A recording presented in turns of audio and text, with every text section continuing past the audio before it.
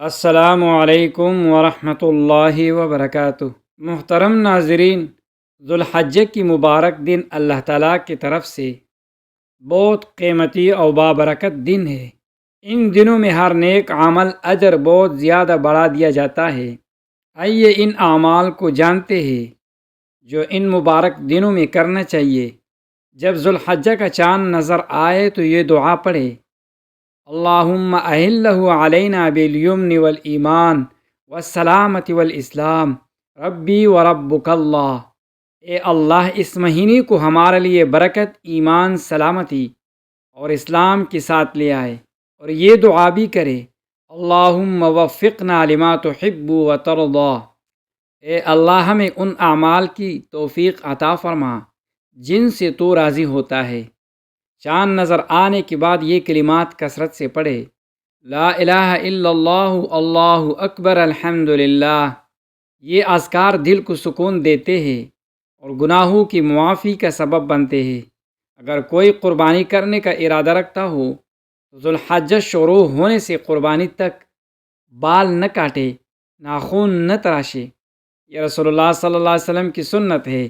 رسول اللہ صلی اللہ علیہ وسلم ذوالحجہ کی ابتدائی 9 دنوں کے روزے رکھتے تھے۔ خاص طور پر عرفہ کے دن کا روزہ بہت فضیلت رکھتا ہے۔ رسول اللہ صلی اللہ علیہ وسلم نے فرمایا: عرفہ کے دن کا روزہ 2 سال کے گناہوں کا کفارہ بن جاتا ہے۔ ان مبارک دنوں میں قرآن پاک کی کثرت سے تلاوت کرے۔ اگر استطاعت ہو تو 3 دن میں ختم، 7 دن میں ختم یا 10 دن میں ختم کرے۔ قرآن دل کی روشنی ہے اور اللہ کی رحمت کو نازل کرتا ہے۔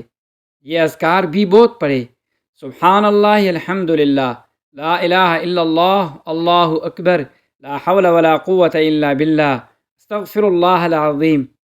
اور رسول اللہ صلی اللہ علیہ وسلم پر کثرت سے درود شریف پڑھے۔ ان دنوں میں نفل اور سنت نمازوں کو نہ بھولے۔ یہ اعمال جنت کا سبب بنتے ہیں۔ دعا کو کبھی معمولی نہ سمجھے۔ دعا تقدیر بدل دیتی ہے۔ اللہ تعالیٰ اسی بندے کو دعا کی توفیق دیتا ہے جس کی دعا قبول کرنا چاہتا ہے۔ اپنی والدین، اولاد، رزق، صحت اور آخرت کے لیے خوب دعائیں کرے۔ ان مبارک دنوں میں روزہ دار کو افطار کروانا، غریبوں کی مدد کرنا، قرض دار کو قرض ادا کرنا، بیمار کا علاج کروانا، لوگوں کو خوشی پہنچانا، یہ سب بہت بڑی عبادت کے کام ہے۔ صدقہ کرنا، صدقہ مصیبتوں کو دور کرتا ہے۔ رسول اللہ صلی اللہ علیہ وسلم نے فرمایا: صدقہ اللہ کے غضب کو ٹھنڈا کرتا ہے اور بری موت سے بچاتا ہے۔ چاہے یہ تھوڑے ہی کیوں نہ ہو، صدقہ ضرور کرے۔ کھانا، پانی، کپڑے، پیسے، اللہ تعالیٰ اس کی کئی گنا اجر عطا فرمائے گا۔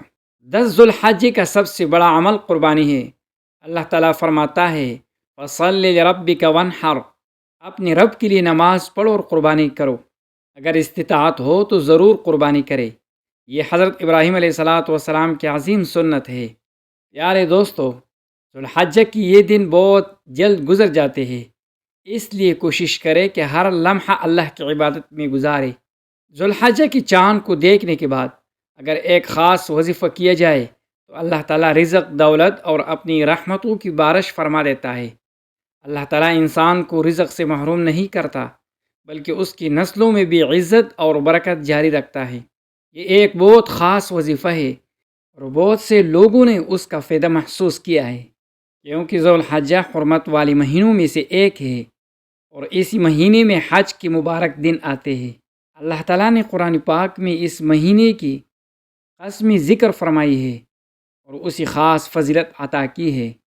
ذوالحجہ کی ابتدائی 10 دن بہت بابرکت ہے۔ حضرت موسیٰ علیہ السلام نے بھی کوہ طور پر اپنی عبادت انہی دنوں میں مکمل کی تھی، اس لیے اس مہینے کی بڑی اہمیت ہے۔ جب آپ ذوالحجہ کا چاند دیکھیں یا اس کی خبر سنیں تو گویا آپ کو حج کی خوشخبری دی جاتی ہے اور آپ کا تعلق حضرت ابراہیم علیہ السلام سے جڑ جاتا ہے، کیونکہ اس مہینے میں حضرت ابراہیم علیہ السلام کا ذکر بہت زیادہ کیا جاتا ہے۔ ہمارے نبی کریم صلی اللہ علیہ وسلم حضرت ابراہیم علیہ السلام کو اپنا دادا فرمایا کرتے تھے۔ شب معراج میں حضرت ابراہیم علیہ السلام نے نبی کریم صلی اللہ علیہ وسلم کو دیکھا تو فرمایا: میرا بیٹا آیا ہے۔ جب دوسری انبیاء علیہم الصلاۃ والسلام نے فرمایا میرا بھائی آیا ہے، حضرت ابراہیم علیہ الصلاۃ والسلام کے دو بیٹے تھے، حضرت اسماعیل علیہ الصلاۃ والسلام، حضرت اسحاق علیہ الصلاۃ والسلام۔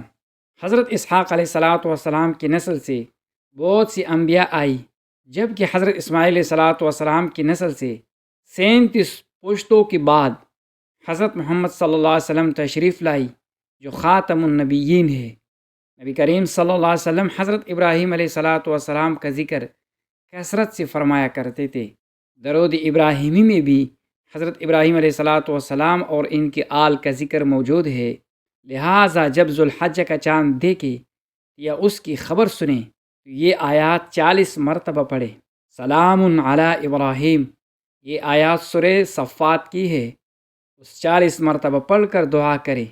اللہ تعالیٰ نے جس طرح حضرت ابراہیم علیہ الصلاۃ والسلام کی اولاد کو عزت اور مقبولیت عطا فرمائی، اس طرح آپ کی اولاد کو بھی عزت اور قبولیت عطا فرمائے گا۔